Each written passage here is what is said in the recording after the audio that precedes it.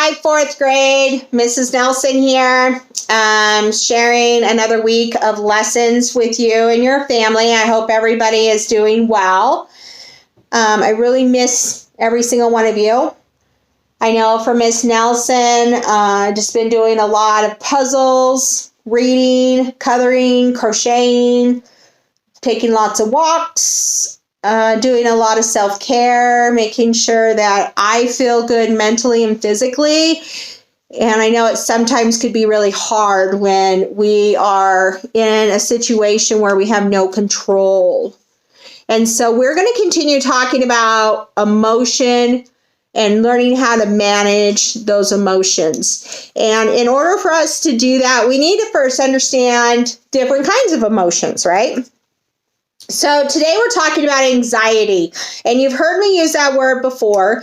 And so anxiety is when we have some kind of fear or worry.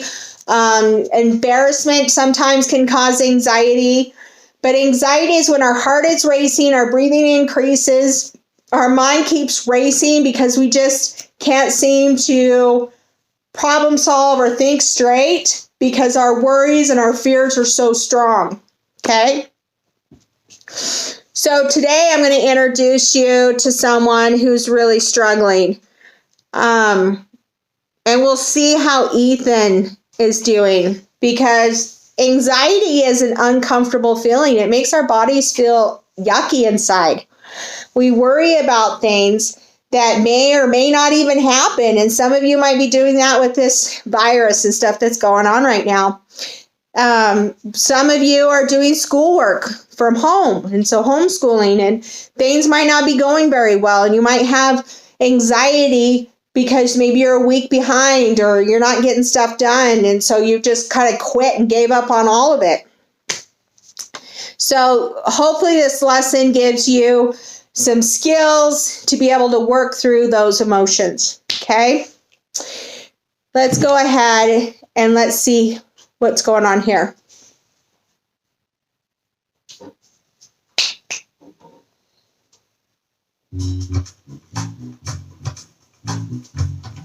I have a really important math test today. I hate math. I'm not good at it. I'm gonna get a bad grade.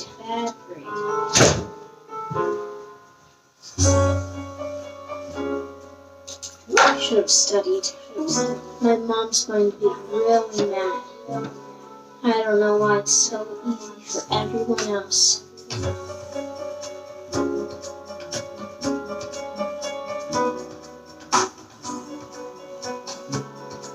I guess I'm just stupid.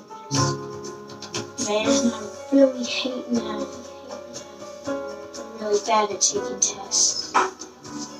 And this test is going to be so hard.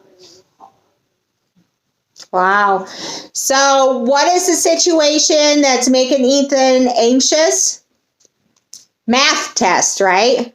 So like Mrs. Nelson really struggles with spelling, English, writing. I really struggle with it. I know when I was in school getting my master's, writing essays was my biggest anxiety because I really struggle with writing. However, when I took statistics and I did math, I did really good. I love math. I love statistics. I did really good with that. But being creative and writing essays is something that I am not good at. I do it to the best of my ability, but it's just not my forte. So here is Ethan, and his is math. And he's having a lot of anxiety. And so one of the things that Miss Nelson noticed, so I'm going to point some stuff out, is he doesn't think he's good at math. So he's already got some negative self-talk going on, right? Doesn't think he's good at math. He didn't study enough. He's telling himself that he doesn't do well on tests. He's been told this test is very important. He's worried his mom will be mad at him if he doesn't do well, and he felt like it's easy for everyone else. Lots of negative self-talk. And there's some assumptions in there too. Remember when we assume that we think something that may or may not be true? And so there's a lot of assumptions in there. Worried about his mom being mad, that everybody else is better at math than him.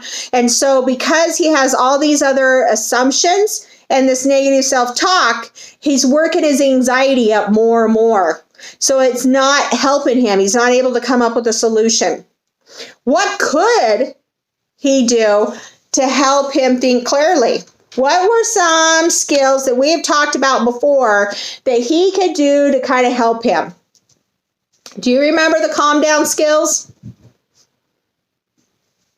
Remember, we stop, we name our feeling, and we calm down, right? And calming down could be belly breathing, it could be counting, it could be using positive self-talk. But whatever it is, he's got to get control over this part of his brain, right? Because right now he's flipped his lid. He has a lot of anxiety. He has a strong emotion. His body is uncomfortable, and he's got to get it under control, right?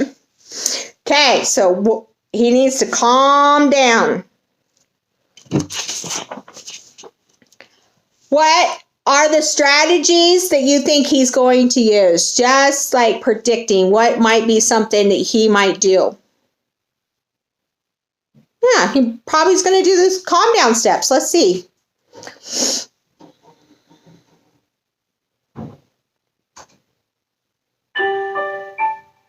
Okay, Ethan. Get a grip. I'm feeling really anxious. I need to try to calm down. Okay, I'm just going to take a couple of deep breaths in through my nose, breathing deep down out through my mouth.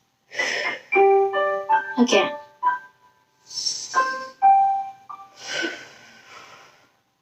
All right, it's going to be okay. I'll just do my best. Do you think that's more proactive than reactive? Absolutely. Reactive, he was going down this rabbit trail of negativity, which then was increasing his anxiety pretty bad, right? But by using positive self-talk, he was able to calm himself down. He did some breathing, right? He was able to identify, you know what, I'm just going to do my best. By doing that, he's going to be able to do much better on the test because he's calmed himself down. He's shut that emotional part of his brain down. He's put the lid back on. So now he can think clearly to be able to do his best on the math test. So that is how we manage anxiety, to be able to identify what our body feels like when we're feeling anxious, that our brain is going in all kinds of directions, and we need to calm it down in order for us to make progress. Okay? So at home, you're probably having a lot of anxiety with things going on. And so I want you to practice these steps to be able to find a positive solution for whatever situation is coming up. And so that way you can be proactive rather than reactive and find a win-win situation with maybe a family member or your teacher or whatever. But really focus on taking these steps to calm yourself. Till next time. Bye, guys.